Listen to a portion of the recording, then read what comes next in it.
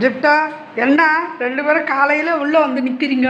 ஆ இன்னும் என் காலை போட்டு கும்பிடுற, என் காலுக்கு ஒரு நமஸ்காரம் பண்ணுற குட்டி.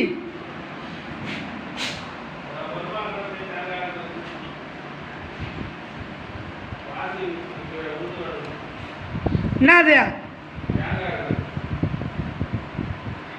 ஜிப்டோ?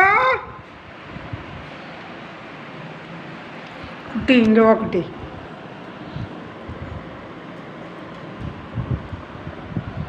குட்டி